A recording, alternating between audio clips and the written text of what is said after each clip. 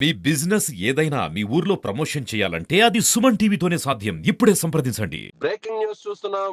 మాచర్ల మాజీ ఎమ్మెల్యే పిన్నెల్లి రామకృష్ణారెడ్డిని జైలుకు తరలించిన పోలీసులు. పిన్నెల్లి రామకృష్ణారెడ్డికి 14 రోజుల రిమాండ్ విధించిన న్యాయమూర్తి. కోర్టుకు హాజరయ్యే ముందు మారని మాజీ ఎమ్మెల్యే పిన్నెల్లి రామకృష్ణారెడ్డి తీరు.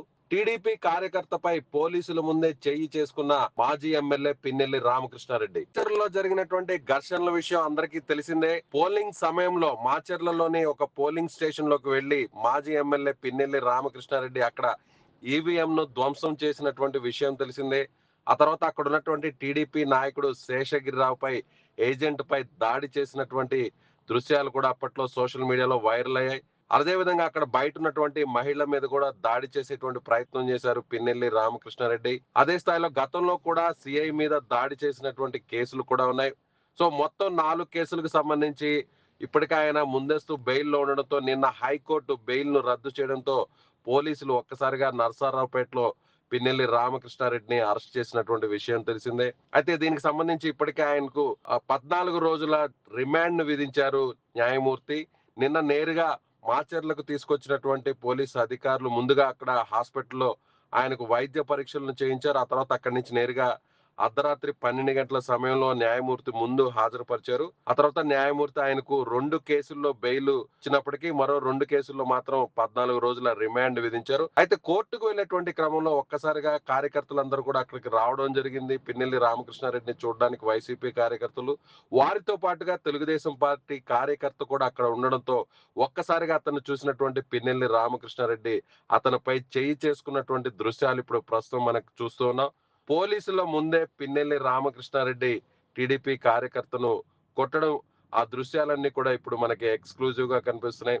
సో ఇప్పటికీ కూడా పిన్నెల్లి రామకృష్ణారెడ్డి తీరు మారలేదంటూ కూడా సోషల్ మీడియాలోను అలాగే తెలుగుదేశం పార్టీ నాయకులందరూ కార్యకర్తలందరూ కూడా చెప్తున్నటువంటి పరిస్థితి. సో ఇప్పుడు పిన్నెల్లి రామకృష్ణారెడ్డి టీడీపీ కార్యకర్తపై దాడి చేసినటువంటి దృశ్యాలు ఇప్పుడు ప్రస్తుతం కనిపిస్తున్నాయి. కోర్టుకు తీసుకెళ్లేటువంటి క్రమంలో పోలీసుల ముందే ఆయన ఈ విధంగా వ్యవహరించడం ప్రస్తుతం అందరూ కూడా చర్చించుకుంటున్నారు. సో 14 రోజుల రిమాండ్ విధించినటువంటి న్యాయమూర్తి నేరుగా పోలీసులు అక్కడి నుంచి పిన్నెల్లి రామకృష్ణారెడ్డిని నెల్లూరులో ఉన్నటువంటి సెంట్రల్ జైలుకు తరలించారు. సో మాచర్లలో జరిగినటువంటి పోలింగ్ సమయంలో మాచర్లలో జరిగినటువంటి ఘర్షణల సంగతి అందరూ కూడా తెలిసింది. అప్పట్లో ఆయన ఈవీఎం ను ధ్వంసం చేయడం, ఆ దృశ్యాలన్నీ కూడా బయటికి రావడం మీడియాలోను సోషల్ మీడియాలోను వైరల్ అయ్యాయి. అక్కడ తెలుగుదేశం పార్టీ ప్రతిఘటించబోయినటువంటి తెలుగుదేశం పార్టీ పోలింగ్ ఏజెంట్ మీద కూడా దాడి చేయడం జరిగింది. సో ఈ కేసులన్నీ కూడా ఒక్కసారిగా చుట్టుముట్టాయి.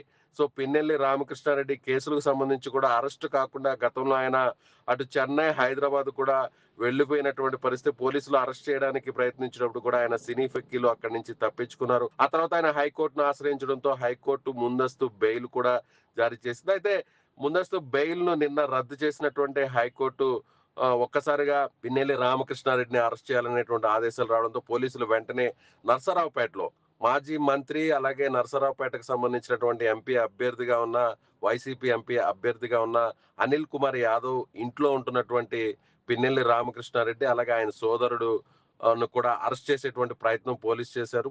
అయితే ఒక్కసారి ఆయన సోదరుడు మాత్రం అక్కడి నుంచి తప్పించుకున్నారు. కానీ పిన్నెల్లి రామకృష్ణారెడ్డి మాత్రం పోలీసులకు దొరికిపోయారు. సో నిన్న పోలీసులు అక్కడి నుంచి నేరుగా నరసరావుపేట నుంచి మాచర్లకు తీసుకొచ్చారు. అక్కడ ప్రాథమికంగా వైద్య పరీక్షలు నిర్వహించిన తర్వాత నేరుగా అక్కడి నుంచి కోర్టుకు తీసుకొచ్చేటువంటి ప్రయత్నం చేశారు. అంటే న్యాయమూర్తి వద్దకు తీసుకొచ్చేటువంటి ప్రయత్నం చేశారు. ఆ క్రమంలోనే ఒక్కసారిగా తోపులాట జరిగింది. వైసీపీ కార్యకర్తలందరూ కూడా అక్కడికి రావడం జరిగింది. అదే సమయంలో అక్కడ టీడీపీ కార్యకర్త కూడా ఉండడంతో ఆ కార్యకర్త మీద ఒక్కసారిగా చూసినటువంటి పిన్నెల్లి రామకృష్ణారెడ్డి అతని మీద దాడి చేసినటువంటి దృశ్యాలు ప్రస్తుతం మనకి కనిపిస్తున్నాయి.